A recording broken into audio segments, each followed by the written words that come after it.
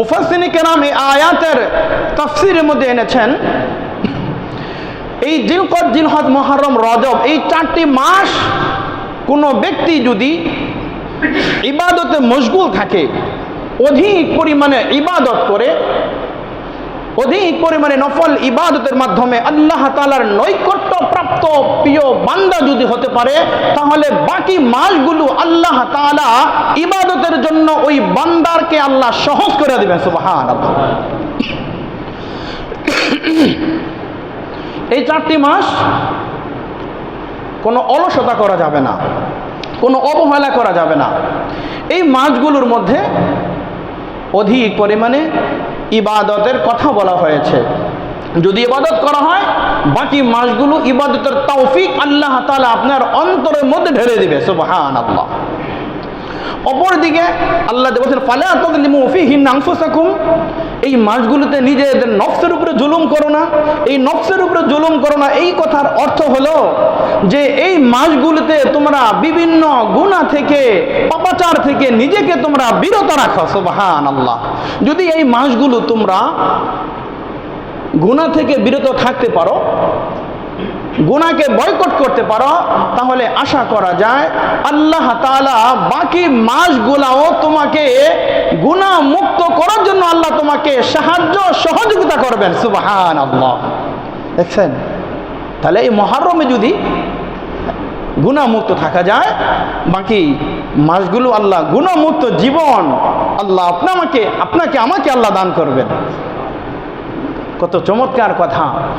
এজন্য আল্লামা শেখ সাদি রহমতুল্লাহ আলাই বলেন, কুওয়াতেন কি নাদারি বদমকুন, কুওয়াতেন কি নাদারি বদমকুন, বরওয়াজুদ খুদ সতম্বে হদমকুন। আল্লামা শেখ সাদি রহমতুল্লাহ আলাই বলেন, ভাই আমার, তুমি যদি ভালো কাজ করতে না পারো, তুমি খারাপ কাজ করিও না। কুওয়াতেন কি নাদারি বদমকুন, ভালো কাজ যদি তুমি করতে না পারো এই মাসগুলোর মধ্যে, তোমার জীবনের মধ্যে, তুমি কমসে কম খারাপ কাজগুলা তুমি কইরো না। বরওয়াজুদ খুদ সতম্বে হদমকুন, কেননা খারাপ কাজ করে, গুনাহ করে, পাপাচারে লিপ্ত হয়ে তুমি তোমার নিজের নফসের উপর জুলুম করিও না। কি ভাই, পারা যাবে না ইনশাআল্লাহ। এই মাসগুলোর মধ্যে যদি কমসে কম আমল যদি কম হয়, হ্যাঁ, তবুও গুনাহ যাতে আমার দ্বারা সংগঠিত না হয়, আমি যেন কোনো গুনাহে জড়িয়ে না যাই, কোনো গুনাহ যেন আমার দ্বারা সংগঠিত না হয়, তাহলে আশা করা যায় আমার রব আমাকে বাকি মাসগুলা গুনাহ মুক্ত থাকার জন্য আমাকে অনেক সহজ করে দেবেন। সুবহানাল্লাহ। মুহতারাম হাজিরিন, হিজরির প্রথম মাস মুহররম মাস।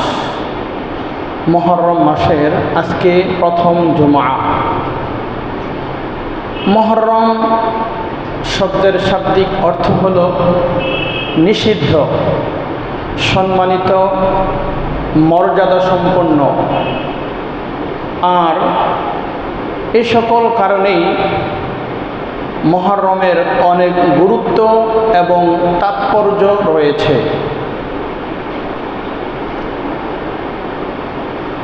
চন্দ্র মাস হিসাবে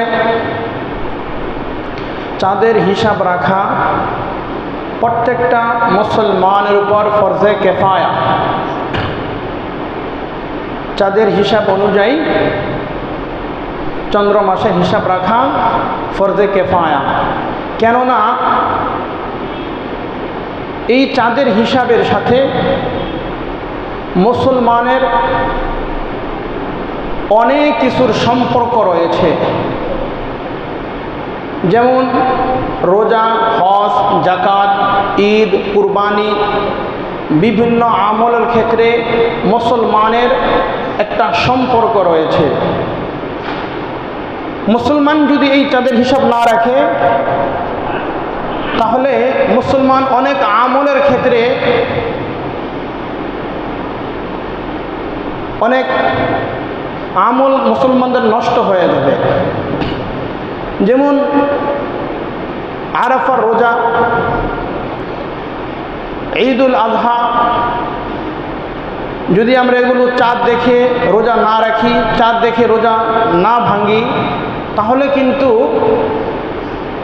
যদি শাবান 29 হয়, 30 তারিখ মনে করে যদি একদিন পরে রোজা রাখলাম, তাহলে একটা রোজা আমাদের ছুটে গেল।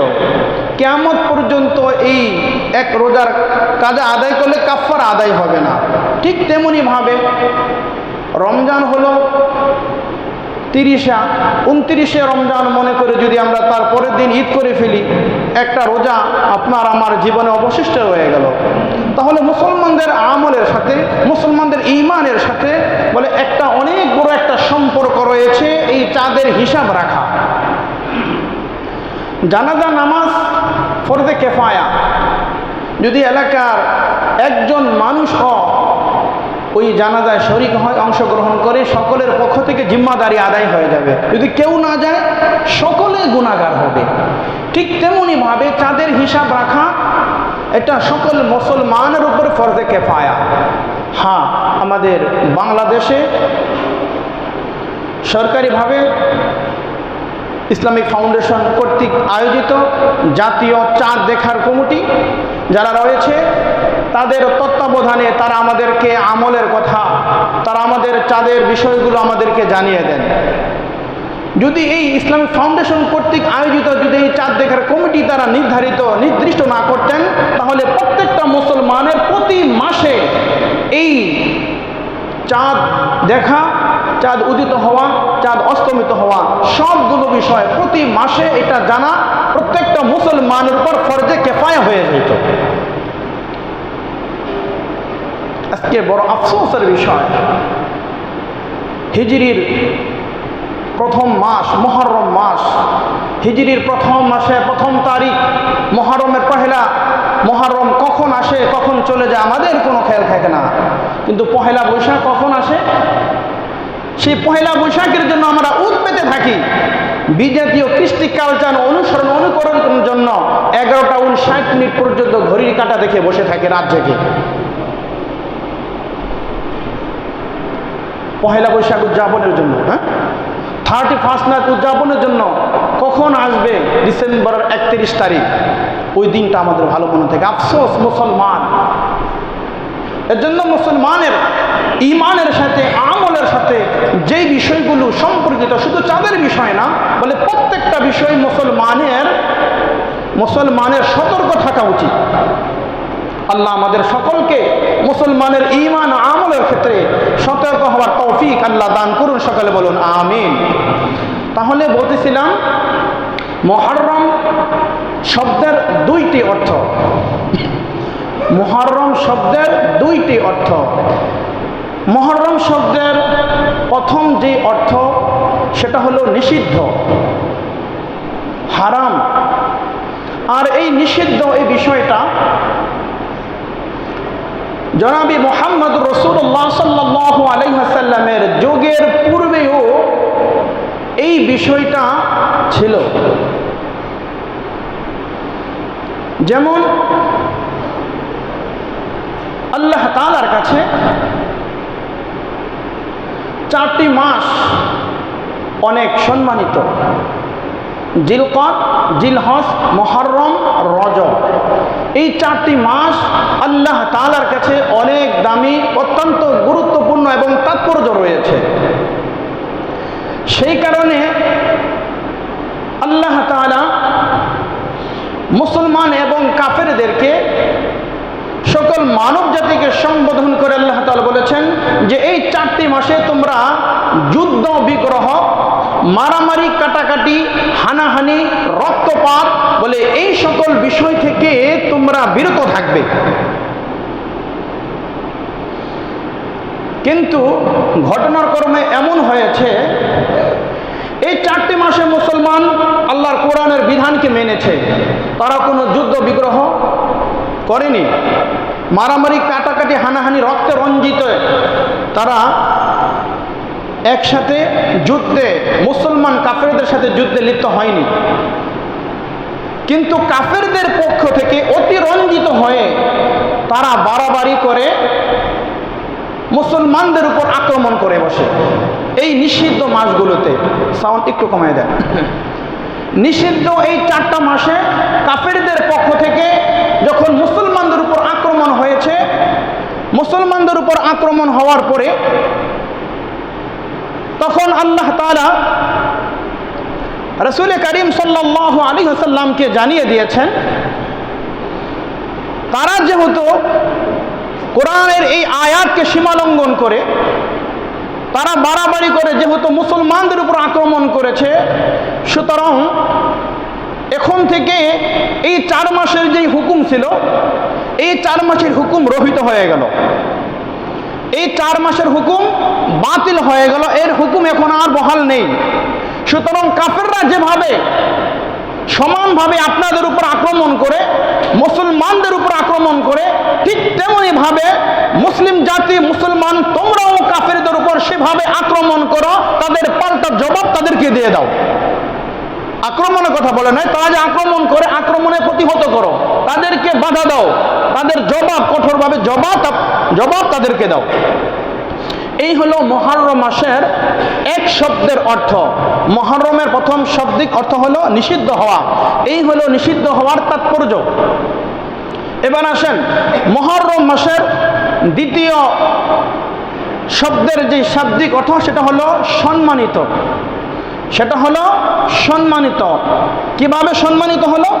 কোরআনে কারিমে আল্লাহ তাআলা সূরা তাওবা এর 36 নম্বর আয়াতে কারিমায় আল্লাহ তাআলা ঘোষণা করেন, ইন্না ইদ্দাতাশ শুহুরি ইনদাল্লাহি 12 শাহরান ফি কিতাবিল্লাহ في كتاب الله يوم خلق السماوات والأرض منها 4 حرم ذلك الدين القيم فلا تظلموا فيهن أنفسكم وقاتلوا المشركين كافة كما يقاتلونكم كافة واعلموا أن الله مع المتقين।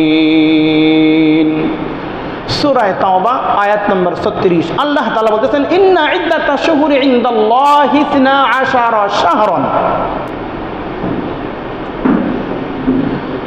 আল্লাহর বিধান এবং গণনার দিক দিয়ে মাস হলো 12টি। আল্লাহর বিধান এবং গণনার মাস সমূহ থেকে মোট মাস হলো কয়টি ভাই? 12টি মাস। আর এই 12টি মাস, এটা যেদিন আসমান এবং জমিনের সূচনা হয়েছিল, ওই সূচনা লগ্ন থেকে এই হিসাব শুরু হয়েছে। সুবহানাল্লাহ। এবার আসেন তাফসীরের ব্যাখ্যার মধ্যে। তাফসীরের কিতাবের মধ্যে আসছে, ইন্না ইদ্দাতুন মানে গণনা, শাহরুন এর জমা শুহুরুন, অর্থাৎ মাস। আল্লাহ তাআলার বিধান এবং গণনার মধ্যে যে 12টি মাস রয়েছে, এই 12টি মাস এটা লাউহে মাহফুজের মধ্যে আল্লাহ তাআলা লিপিবদ্ধ করে রেখেছেন। সুবহানাল্লাহ। এই 12 মাসের মধ্যে কমানো বাড়ানো কারো কোনো সুযোগ নাই, কারো কোনো অপশন নাই। আল্লাহ তাআলার দেওয়া, মনোনীত করা, বেঁধে দেওয়া যে মাস, এই 12টি মাসের মধ্যে বলে 13 মাস কেউ করতে পারবে না, আর 11 মাস কেউ করতে পারবে না। সংযোজন বিয়োজনের কারো কোনো অপশন নাই, কারো কোনো সুযোগ নাই। এই ইন্না ইদ্দাতাশ শুহুরি, এই শব্দের মাধ্যমে আল্লাহ তাআলা বলে দিয়েছেন যে লাউহে মাহফুজে আমি আল্লাহ লিখিত ভাবে রেখেছি, লিপিবদ্ধ করে রেখেছি। শুধু তাই নয়, মুফাসসিরিন কেরাম বলেন যে এই 12টি মাসের মধ্যে 4টি মাস যে অতি সম্মানিত, অতি মর্যাদাপূর্ণ, এই কথাটাও আল্লাহ তাআলা লাউহে মাহফুজের মধ্যে আল্লাহ তাআলা লিপিবদ্ধ করে রেখেছেন। কবে রেখেছেন? নুন ওয়াল কলামি ওয়া মা ইয়াসতুরুন। ওদিকে আরেক আলোচনা, যখন আল্লাহ তাআলা এই কলমকে বলেছিল লেখো, কলম বলেছিল কি লিখবো, সর্বপ্রথম লিখেছিল তকদীরের কথা, বিভিন্ন ইসের কথা। ওই সময় এই কলম লাউহে মাহফুজে এই আল্লাহর বিধান এবং গণনার 12টি মাস লিপিবদ্ধ করে দিয়েছিলেন। মুহররম, সফর, রবিউল আউয়াল, রবিউল সানি, জমাদুল আউয়াল, জমাদুল উখরা, রজব, শাবান, রমাদান, শাওয়াল, জিলকদ, জিলহজ, এই 12টি মাস লাউহে মাহফুজে আমার আল্লাহ ফেরেশতার মাধ্যমে লিপিবদ্ধ করে রেখেছেন। এবং এই 12 মাসের মধ্যে কোন 4টি মাস সম্মানিত হবে, মর্যাদা সম্পন্ন হবে, গুরুত্ব এবং তাৎপর্য হবে, সেই কথাটাও আল্লাহ ফেরেশতার মাধ্যমে আরশে আযীমে লাউহে মাহফুজে আল্লাহ রেখেছেন। সুবহানাল্লাহ। সেই মাস জিলকদ। জিলকদ কেন বলে? জিলকদ থেকে হজের প্রস্তুতি শুরু হয়। জিলকদের পরে জিলহজ, এরপরে মুহররম, আর রজব, ওই দিকটা রজব। কেন?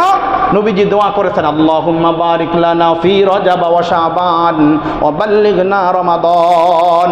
রজবের চাঁদ দেখার সাথে সাথেই নবীজি বলছেন, আল্লাহ রজব এবং শাবানে বরকত দেন, হায়াতের মধ্যে, রিজিকের মধ্যে, অর্থ সম্পদের মধ্যে, সব কিছুর মধ্যে, আর রমজান পর্যন্ত আমাদেরকে পৌঁছাইয়া দেন। সুবহানাল্লাহ। হাদিসের মধ্যে আসছে সাদ্দামি যা রহু, নবীজি নিজের কোমর শক্ত করে ইবাদতের জন্য বেঁধে নিতেন রজব মাস আসলে।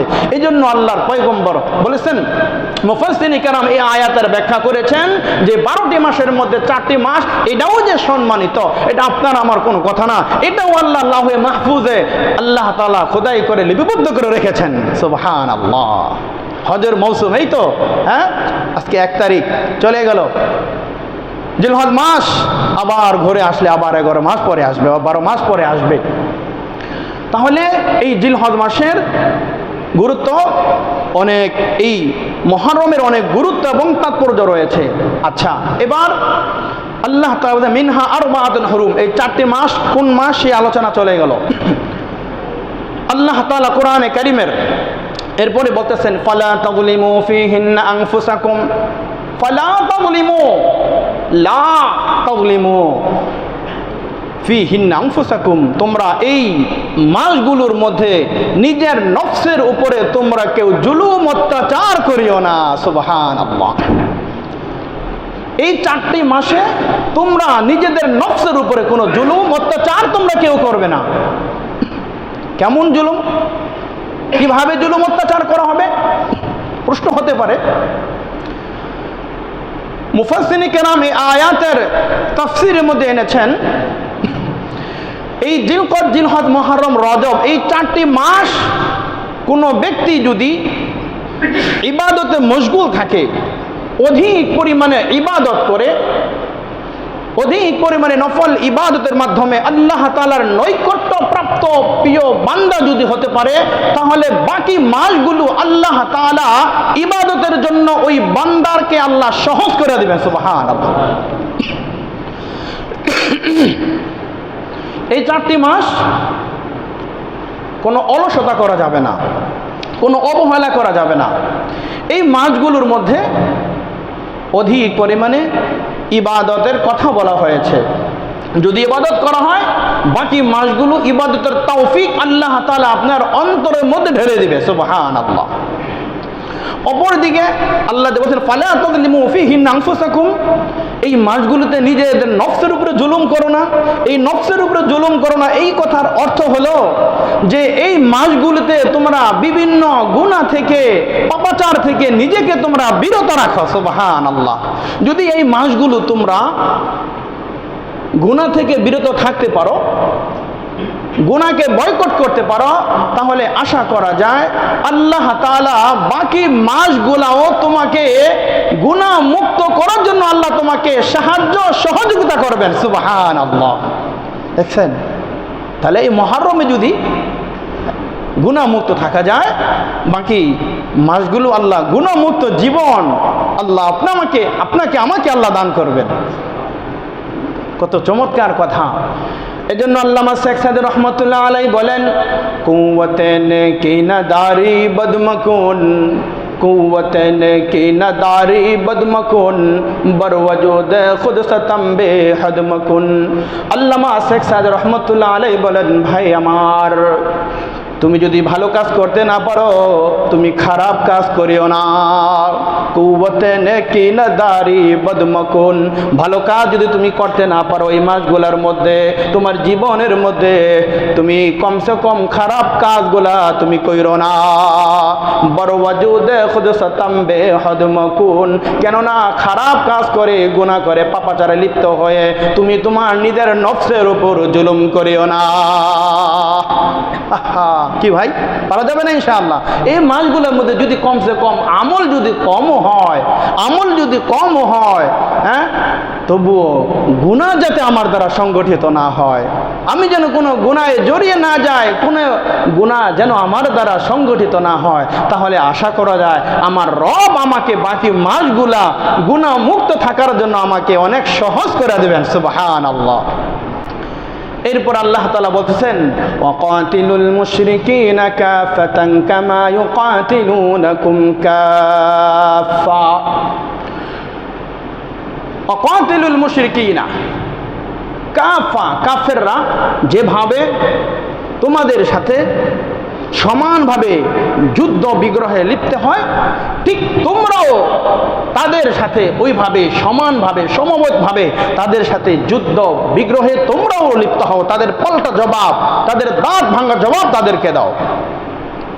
আল্লাহ আয়াতে শেষে বলেছেন, ফা'লামু আন্নাল্লাহা মা'আল মুত্তাকিন। ফা'লামু, হে মুসলিম জাতি, হে বীরের জাতি, হে সিংহের জাতি, ফা'লামু, তোমরা ভালো করে জেনে রাখো, জেনে নাও, আন্নাল্লাহা মা'আল মুত্তাকিন, নিশ্চয় আল্লাহ মুত্তাকিদের সাথে আল্লাহ রয়েছেন। সুবহানাল্লাহ। কাফের মুশরিকেরা, ইহুদি খ্রিস্টানরা যতই মুসলমানদেরকে আঘাত করুক না কেন, যতই মুসলমানদেরকে আক্রমণ করুক না কেন, আল্লাহর ওয়াদা, আল্লাহর সুসংবাদ, আল্লাহর সাহায্য তাদের সাথে নাই। আল্লাহ ওয়ালামু আন্নাল্লাহা মাআল কাফিরিন ওয়ালামু আন্নাল্লাহা মাআল মুনাফিকিন ওয়ালামু আন্নাল্লাহা মাআল ইহুদি। খ্রিস্টানের কথা আল্লাহ তাদের সাথে সাহায্য আছে আল্লাহ বলেন নাই।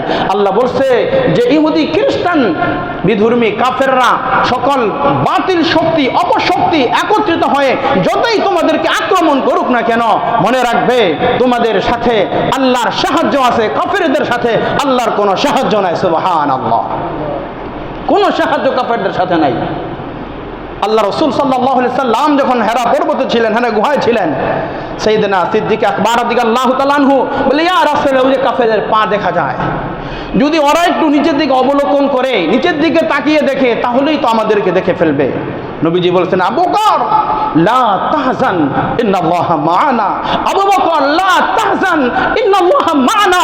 আবু বকর, আমাদের কোনো ভয় নাই, আমাদের কোনো টেনশন নাই, আমাদের কোনো চিন্তা নাই। ইন্নাল্লাহা মা'ানা, নিশ্চয়ই আমাদের সাথে আমাদের রব রয়েছে। সুবহানাল্লাহ। কাফেররা পেয়েছে রাসূলকে? পায় নাই। আল্লাহ সাথে সাথেই গুহার মধ্যে মাকড়সা জাল বেঁধেছে, কবুতরে ডিম পেরেছে, কাফেরদের মন মানসিকতা আল্লাহ তৈরি করে দিয়েছে। কি বলো, এর মধ্যে মোহাম্মদ কিভাবে যাবে? তার সাথী, তার সহচর, তার বন্ধু আবু বকর কেমনে যাবে? আল্লাহ দিল তৈরি করে দিছে। আল্লাহ বলে, ওই দিন থেকে আবু বকরের ঈমান এই পরিমাণ মজবুত হয়েছে, যখন আল্লাহ রাসূলের জবান থেকে কথা শুনতে, আবু বকর লা তাহজান ইন্নাল্লাহা মা'ানা, টেনশন করো না, চিন্তা করো না, আমরা মুসলিম সংখ্যা গরিষ্ঠ, আমরা মাত্র 2 জন, কাফের অগণিত অসংখ্য, কিন্তু ওদের সাথে কোনো সাহায্য নাই, ওদের সাথে বিজয়ের কোনো সুসংবাদ নাই। বিজয়ের সুসংবাদ মুহাম্মদুর রাসূলুল্লাহ, বিজয়ের সুসংবাদ মুসলমানদের, বিজয়ের সুসংবাদ ইরানের, বিজয়ের সুসংবাদ ফিলিস্তিনের, বিজয়ের সুসংবাদ আরাকানের, বিজয়ের সুসংবাদ মিয়ানমারের, বিজয়ের সুসংবাদ গোটা বিশ্বের মুসলিম জাতির। যুদ্ধের ইতিহাস সেই দিকে বলার সময় আমার এখন নেই। আল্লাহ তাআলা কিভাবে বদরের প্রান্তরে আল্লাহ তাআলা বিভিন্ন যুদ্ধে মুসলমানদের কিভাবে আল্লাহ সাহায্য করেছেন, কাফেরদেরকে আল্লাহ পরাজিত করেছেন, ধূলিসাৎ করে দিয়েছেন। যাই হোক, এই হলো সূরা তাওবার 36 নম্বর আয়াতের কারিমার তরজমা এবং সংক্ষিপ্ত আকারে তাফসীর। এবার আসেন মুহররম মাস। এই মুহররম মাসে আমল আমাদেরকে করতে হবে। এই মাসের আমলের নিয়মটা কেমন হবে? পদ্ধতিটা কি হবে, কি কি আমল আমরা এই মুহররম মাসে আমরা করব।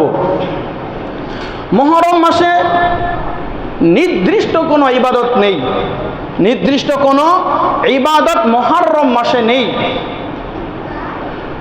মানুষ যে যেই পরিমাণ ইবাদত করতে পারে, আর ফরজ ইবাদতের পরে, আল্লাহর ফরজ হুকুমের পরে বান্দা সবচাইতে আল্লাহ তাআলার নৈকট্য প্রাপ্ত প্রিয় মাহবুব বান্দা ওই সময় হয় যখন তার নফল ইবাদতকে বৃদ্ধি করে দেয়। সুবহানাল্লাহ। এই মুহররম মাসের প্রথম আমল হলো, আল্লাহ রাসূল সাল্লাল্লাহু আলাইহি ওয়াসাল্লাম বলেছেন, পুরা মুহররম মাসের প্রথম আমল হলো, পুরা মুহররম মাসে যেই কোনো দিন একটি রোজা যদি কেউ রাখে, তাহলে অন্য মাসে নফল রোজা রাখলে যেই সওয়াব বলে তার চাইতে অধিক পরিমাণে সওয়াব আল্লাহ তাআলা বান্দার আমলনামার মধ্যে দান করবেন। সুবহানাল্লাহ। অনেকেই সাপ্তাহিক রোজা সোমবার বৃহস্পতিবার রাখেন, আইয়ামে 20, 13, 14 রাখেন। বলে এই রোজাগুলো যদি আপনি এই মুহররমে রাখেন, আরও 2-1টা বাড়িয়ে রাখেন, আল্লাহ রাসূল বলতেছেন তাহলে এই মুহররমের রোজা অন্য মাসের নফল রোজার চাইতে অধিক মর্যাদাপূর্ণ এবং অধিক সওয়াব আল্লাহ তাআলা তাকে দান করবেন। সুবহানাল্লাহ। এই হলো প্রথম আমল। দ্বিতীয় আমল হলো, আল্লাহ রাসূল সাল্লাল্লাহু আলাইহি ওয়াসাল্লাম আফদালুস সিয়াম বা'দা রমাদান শাহরুল্লাহিল মুহররম। রমজানের পরে সর্বশ্রেষ্ঠ উত্তম রোজা হলো আল্লাহর মাস মুহররমের রোজা। সুবহানাল্লাহ। রমজানের রোজার আগে, রমজানের রোজার পূর্বে এই আশুরার যে রোজা, এই রোজার বিধানকে আল্লাহ ফরজ করে দিয়েছিলেন। কিন্তু যখনই ইয়া আইয়ুহাল্লাযীনা আমানু কুতিবা আলাইকুমুস সিয়াম কামা কুতিবা আলাল্লাযীনা মিন ক্বাবলিকুম লাআল্লাকুম তাত্তাকুন আয়াত যখন নাজিল হয়ে গেছে, তখন এই আশুরার 10 তারিখের এই রোজা ফরজ বিধান রহিত হয়ে গেছে। আল্লাহ বলছেন এখন থেকে এই রমজানের 30 রোজা এটাই তোমাদের জন্য কম্পালসরি বাধ্যতামূলক করে দেওয়া হলো। এখন চাইলে এই আশুরা রোজা রাখতে পারো, চাইলে ছাড়তে পারো। রাখলে কি হবে এটার উত্তর পরে আসতেছে। তাহলে রমজানের রোজার পরে সর্বশ্রেষ্ঠ উত্তম রোজা হলো আল্লাহর মাস এই মুহররমের রোজা। সুবহানাল্লাহ। এই হলো 2 নম্বর আমল। এখন প্রশ্ন হলো, এই রোজাগুলা কিভাবে আসলো, এর নিয়ম নীতি পদ্ধতি কিভাবে এটা আমাদের পর্যন্ত পৌঁছলো। লাম্মা কদিমা রাসূলুল্লাহ সাল্লাল্লাহু আলাইহি ওয়াসাল্লাম আল মদিনা, রাসূল কারীম সাল্লাল্লাহু আলাইহি ওয়াসাল্লাম যখন মদিনায় আগমন করলেন, মক্কা থেকে হিজরত করে কই গেছে ভাই? মদিনায়। মক্কাতুল মুকাররমা থেকে হিজরত করে মদিনাতুল মুনাওয়ারা যখন গিয়েছেন, গিয়ে তখন দেখলেন ফাওয়াজাতুল ইয়াহুদা, তখন তিনি যারা ইহুদি ছিল তাদেরকে পাইলেন সাইয়িমান, তারা এই দিনে রোজা রাখতেন। ফাসআলাহুম, নবীজি তাদেরকে জিজ্ঞাসা করলেন, প্রশ্ন করলেন যে তোমরা এই দিনে কিসের রোজা রাখো? ফাকালু, তারা বলছে হাদাল্লাযী আযহারাহুল্লাহ আলাইহি ফিরআউন। তখন এই কথা বলতেছে ইহুদিরা যে আমরা এই দিন একটি রোজা রাখি। কেন? বলে এই দিনে আল্লাহ রাব্বুল আলামিন পয়গম্বর মূসা আলাইহিস সালাম এবং বনি ইসরাইলদেরকে ফেরাউনের কবল থেকে আল্লাহ তাআলা তাদেরকে মুক্তি দান করেছিলেন। সুবহানাল্লাহ। মূসা আলাইহিস সালাম এবং বনি ইসরাইলদেরকে পরিত্রাণ দিয়ে মুক্তি দিয়ে ফেরাউনকে লোহিত সাগরে সেখানে তাদেরকে নিমজ্জিত করেছিলেন, ধ্বংস করেছিলেন। সেই জন্য শুকরিয়া তান আমরা এই দিনকে কেন্দ্র করে মূসা আলাইহিস সালামকে মহব্বত করে ভালোবেসে আমরা এই রোজা রাখি। এই কথা শোনার পরে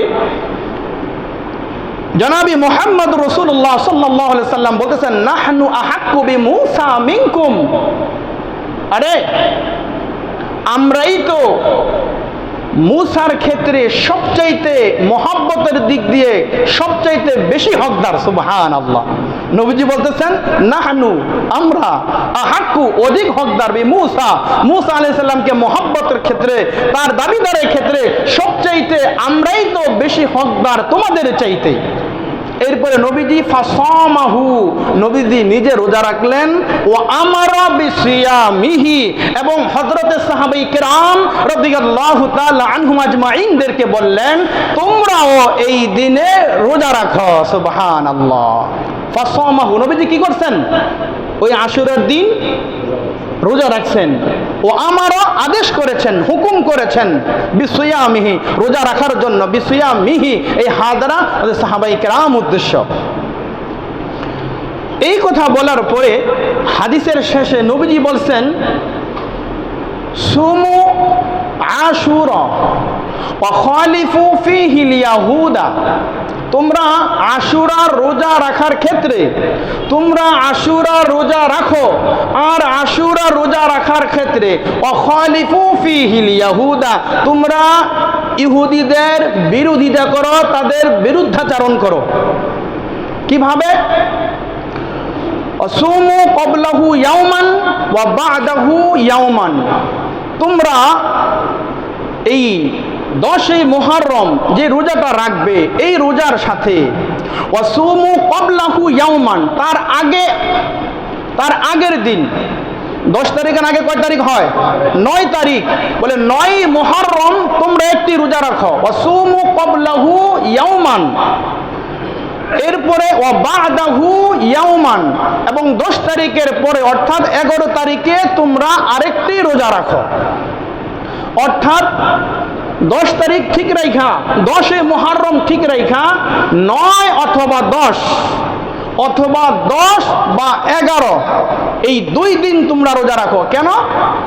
বলে ইহুদিরা মদিনা এসে দেখতেছি ইহুদিরা একটা রোজা রাখে, আর আল্লাহ যদি আমাকে বাঁচায় রাখে, মুহাদ্দিসিন কেরাম এইভাবেই ব্যাখ্যা করেছেন, আল্লাহ রাসূল বলছেন যে তোমরা তো রোজা রাখবাই, আর আল্লাহ যদি আমাকে বাঁচায় রাখে তাহলে আমি যদি আগামী বছর জীবিত থাকি তাহলে আমিও 2টা রোজা রাখবো, 9-10 অথবা 10-11।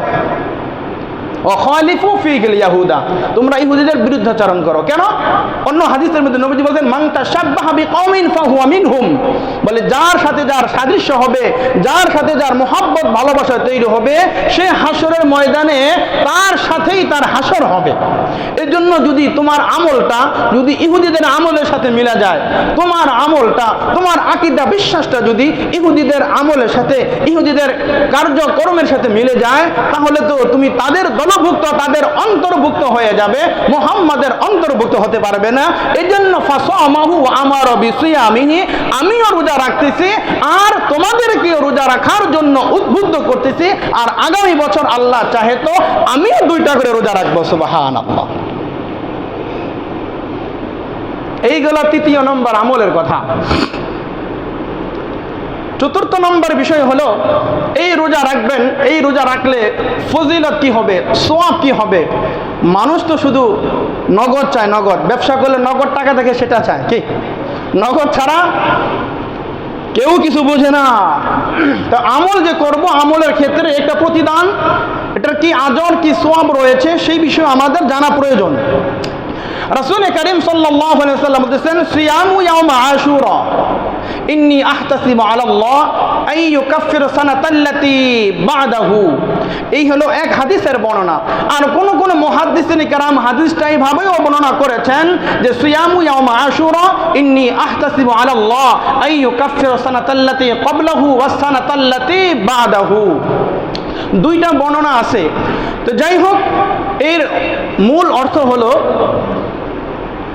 যদি কেউ এই আশুরার রোজা রাখে তাহলে আল্লাহ রাসূল বলতেছেন আমি আল্লাহ তাআলার কাছে আশাবাদী, ইন্নী আহতাসিবু আলাল্লাহ, আমি আল্লাহ তাআলার কাছে আশাবাদী আইয়ু কাফির সানাতাল্লাতী ক্বাবলাহু, আল্লাহ তাআলা তার সামনের 1 বছরের গুনাহ মাফ করে দিবেন এবং পিছনের 1 বছরের গুনাহ আল্লাহ তাআলা মাফ করে দিবেন। সুবহানাল্লাহ। আর কোন মুহাদ্দিসিন কিরাম বলেছেন ইন্নী আহতাসিবু আলাল্লাহ আইয়ুকাফিরা সানাতাল্লাতী বাদাহু, আল্লাহ তাআলা তোমার পূর্বের তোমার পিছনের 1 বছরের গুনাহ আল্লাহ তাআলা মাফ করে দেবেন। সুবহানাল্লাহ। এখন প্রশ্ন হলো, যদি আল্লাহ তাআলা পিছনের 1 বছরের গুনাহ মাফ করে দেয় তো ভালো, আলহামদুলিল্লাহ। সামনের 1 বছরের গুনাহ মাফ করে দিবে, তো যদি ধরে নিলাম মাফ যদি করেই দেয়, তাহলে সামনের 1 বছর বাঁচি না মরি, হায়াত পাই না না পাই, তাহলে এটার সমাধান কি? মুহাদ্দিসিন কিরাম বলেছেন আল্লাহ তাআলা সামনের 1 বছর আল্লাহ তাআলা তোমাকে গুনাহ মুক্ত জীবন আল্লাহ তাআলা তোমাকে দান করবেন। সুবহানাল্লাহ। আর দ্বিতীয় নম্বর ব্যাখ্যা হলো, যদি কোনো ধরনের কোনো কারণে যদি গুনাহ হয়ে যায়, আল্লাহ তাআলা নিজ গুণে তোমার ওই গুনাহগুলোকে আল্লাহ তাআলা ক্ষমা করে দেবেন। সুবহানাল্লাহ। গুনাহগুলো ক্ষমা করে আল্লাহ নেক দ্বারা আল্লাহ পরিপূর্ণ করে দেবেন। সুবহানাল্লাহ। আর আল্লাহ তাআলা ওই দিল আল্লাহ তাআলা তৈরি করে দিবে এই মুহররম থেকে আগামী মুহররম পর্যন্ত। যখনই আপনি গুনাহ করতে চাইবেন, তখন আল্লাহ তাআলা দিলের মধ্যে এমন একটা আল্লাহ তাআলার মহব্বত, আল্লাহ তাআলার ভালোবাসা, রাসূলের ভালোবাসা, ভয় ভীতি, তাকওয়া, খোদা ভীতি এমনভাবে আল্লাহ ঢুকাইয়া দিব যে ওই গুনাহ আপনার দ্বারা আর সংগঠিত হবে না। সুবহানাল্লাহ। মানুষ আছে না, দোস্ত চলো আজকে যাই, আজকে রাজমনিতে দেখে আসি গা, না তুই যা। তো ওর দিলের ভিতরে একটা ভয় আসে, বন্ধুরে পাঠাইয়া দেয়, দোস্ত তুই যা, সিনেমা দেখতে তুমি যাও, আমার দিল টানতেছে না। আল্লাহ তাআলা বরকতে, বুঝতেছেন, আল্লাহ তাআলা বরকতে তার দিলকে আল্লাহ ঘুরাইয়া দিছে। মুহররমের ৫ম নম্বর আমল হলো, রাসূল করিম সাল্লাল্লাহু আলাইহি ওয়াসাল্লাম বলতেছেন যে এই মুহররম মাসের 10ই মুহররম, এই 10ই মুহররমে তোমরা তোমাদের পরিবার পরিজনের খাদ্য খোরাকের ক্ষেত্রে অন্য দিনের চাইতে স্বাভাবিক একটু ভালো ব্যবস্থা করা, এটা মুস্তাহাব এবং উত্তম। সুবহানাল্লাহ। আল্লাহর পয়গম্বর জনাবি মুহাম্মদ রাসূলুল্লাহ সাল্লাল্লাহু আলাইহি ওয়াসাল্লাম বলেছেন, মান ওয়াসা আলা ইয়ালিহি ফিন নাফাকাতি ইয়াউমা আশুরা, মান ওয়াসা আলা ইয়ালিহি ফিন নাফাকাতি ইয়াউমা আশুরা ওয়াসা আল্লাহু আলাইহি সাইরা সানাতিহি আও কামা ক্বালা আলাইহি সালাতু ওয়াস সালাম। আল্লাহর পয়গম্বর জনাবে মুহাম্মদ রাসূলুল্লাহ সাল্লাল্লাহু আলাইহি ওয়াসাল্লাম বলতেছেন, যেই ব্যক্তি মান ওয়াসা আলা ইয়ালিহি ফিন নাফাকাতি ইয়াউমা আশুরা, যেই ব্যক্তি তার পরিবার পরিজনের জন্য 10ই মুহররম ইয়াউমা আশুরা, আশুরার দিন একটু ভালো খাবারের ব্যবস্থা করবে। ভালো খাবার কেমন? অন্যদিন যদি শাক ভাত খেয়ে থাকেন, আজকে একটু মাছ ভাতের ব্যবস্থা করলেন। যদি অন্যদিন মাছ ভাত খান, আজকে একটু গোশতের ব্যবস্থা করলেন। অন্যদিন যদি গোশত খেয়ে থাকেন, আজকে একটু পোলাও বা অন্য কিছু এই জাতীয় কিছু ব্যবস্থা করলেন। তো আল্লাহ তাআলা বলতেছেন যে পরিবারের জন্য মুক্ত হস্তে তোমার হাতকে সম্প্রসারিত করে দিলা, মুক্ত হস্তে তাদেরকে ভালো খাবারের ব্যবস্থা যদি একটু করো, ওয়াসা আল্লাহু আলা ইয়ালিহি ওয়াসা আল্লাহু আলা সাইরা সানাতিহি, তাহলে গোটা বছর আল্লাহ তাআলা তোমার পরিবার পরিজনের মধ্যে আল্লাহ তাআলা সচ্ছলতা দান করবেন। সুবহানাল্লাহ। অর্থাৎ তোমার পরিবারের মধ্যে আল্লাহ তাআলা বরকত দান করবেন, তোমার রিজিকের মধ্যে বরকত দান করবেন, তোমার ব্যবসার মধ্যে বরকত দান করবেন, তোমার চাকরির মধ্যে আল্লাহ তাআলা বরকত দান করবেন। সুবহানাল্লাহ। তাহলে অত্যন্ত দুঃখের সাথে আফসোসের সাথে বলতে হয় একথা, আমরা মুসলিম, আমরা মুসলমান, আজকে মুসলমানদের মাঝে আজকে এই সকল আমলের ক্ষেত্রে মুসলমানদেরকে দেখা যায় না, মুসলমানদেরকে এই সমস্ত আমল ক্ষেত্রে দেখা যায় না। আমাদের মাঝে অনেক জ্ঞানী গুণী যারা রয়েছে, তারা পহেলা বৈশাখ আসলে 1 প্লেট পান্তা আর ইলিশ ভাজা খাওয়ার জন্য ফজরের নামাজ বাদ দিয়া সকালে যা ভোরে যাওয়া রবনা পার্কে বসে থাকে, রবনা পার্কে গিয়ে বসে থাকে, মনে করে 1 প্লেট পান্তা আর একটা ইলিশ আর যদি একটা মরিচ খেতে পারি, তাহলে না জানি আমি কত স্বর্গে চলে গেলাম। বলেন তো, এর সাথে না আছে ইসলামের কোনো সম্পর্ক, না আছে মুসলমানের ঈমানের সাথে কোনো সম্পর্ক, না আছে মুসলমানের আমলের সাথে কোনো সম্পর্ক। মুসলমানের ইসলামের সাথে সম্পর্ক নাই, ঈমানের সাথে সম্পর্ক নাই, আমলের সাথে যেই বিষয়টা সম্পর্ক নাই, সেই বিষয়টা মুসলমান পালন করার জন্য, সেটাকে বরণ করে নেওয়ার জন্য মুসলমান বসে আছে। 31st নাইট আসলে মুসলমান উদযাপন করার জন্য শিক্ষিত অশিক্ষিত জ্ঞানী গুণী সর্বস্তরের মানুষ বলে এই দিবসগুলো এই দিনগুলো পালন করার জন্য তারা উদ পেতে বসে থাকে। ইন্না জাহান্নামা কানাত মিরসাদা, জাহান্নাম যেমন উদ পেতে বসে থাকে, বলে এরা চিন্তা করে কখন আসবে কখন। আর হিজরির প্রথম সন, হিজরির প্রথম মাস এই মুহররম মাস, হিজরির প্রথম মাস মুহররম মাস। এই মুহররম জীবনে কখন আসে কখন যায় কোনো ঠিক ঠিকানা নাই। যাই কিছু মনে থাকে মুহররম আসলে হুজুর আলোচনা করলে কানে গেলে মনে পড়ে, কিন্তু মুহররম মাস, হ্যাঁ বলে মুহররম মাসের 1 তারিখ আরবি নববর্ষ। এখন মেজরিটি% মানুষ বলতে পারবে না আজকে মুহররমের কয় তারিখ, কিন্তু আলোচনা যারা শুনছে শুরু থেকে এরা মোটামুটি বুঝতে পারছে যে জিলহজ শেষ, মুহররম শুরু হয়ে গেছে। আমরা মুসলমানের এই চাঁদের হিসাব ঈমানের সাথে, আমলের সাথে, ইসলামের সাথে, হ্যাঁ বলে প্রত্যেকটা আমলের সাথে জড়িত রয়েছে এই চাঁদের আমল। আল্লাহু আকবার। অত্যন্ত আফসোসের বিষয়, আজকে বিজাতীয় কৃষ্টি কালচার আজকে আমাদের মধ্যে চলে আসতেছে। ভাই, ইহুদি খ্রিস্টানরা, ইংরেজরা আমাদের চেহারা থেকে দাড়ি নিয়ে গেছে, আমাদেরকে আজকে ক্লিন শেপের পরিণত করেছে, আমাদের মুসাফাকে কেড়ে নিয়ে আমাদেরকে হ্যান্ডশেপে আমাদেরকে পরিণত করেছে, আমাদের পরনের সুন্নতি লেবাস পোশাক তারা আজকে নিয়ে আমাদেরকে প্যান্ট কোট শার্ট টাই এগুলো আজকে বিধর্মীরা বিজাতিরা আজকে আমাদেরকে উপহার দিয়েছে। কি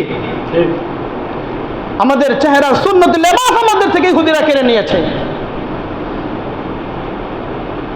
আল্লাহ বলেন ওয়ালান তারাদু আনকাল ইয়াহুদ ওয়ালান নাসারা হাত্তা তাত্তাবিআ মিল্লাতাহুম।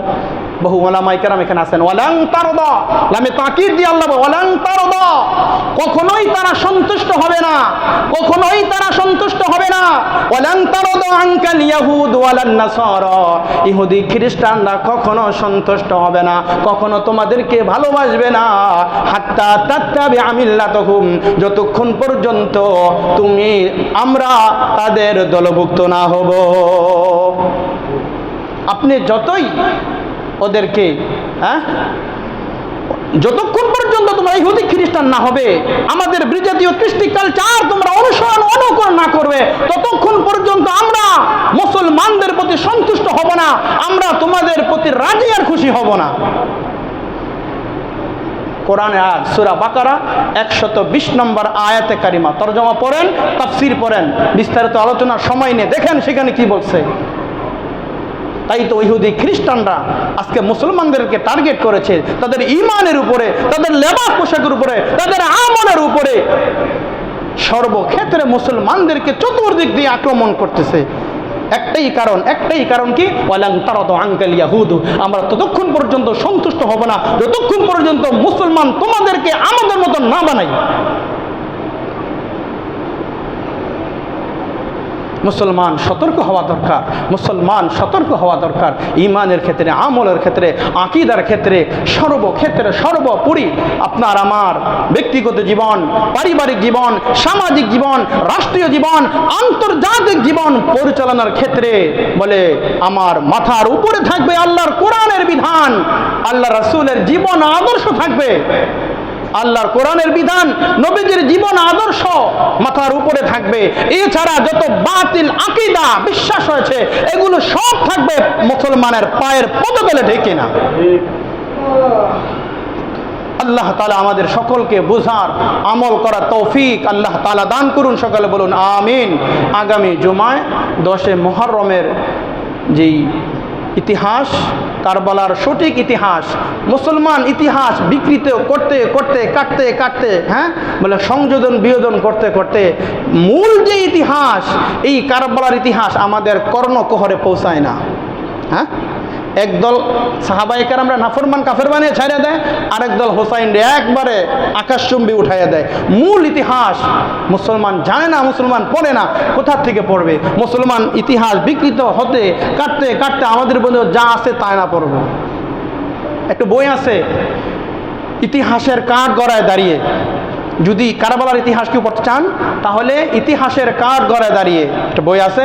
আর মুফতি আমিন রহমতুল্লাহ আলাইহির একটা বই আছে এই কারবালার মূল ইতিহাস। এই বইগুলোর মধ্যে আসল ইতিহাস এগুলো পাবে, এগুলো অনেক আগের। হ্যাঁ, আগামী জুমায় ইনশাআল্লাহ বাইকে আলোচনা হবে।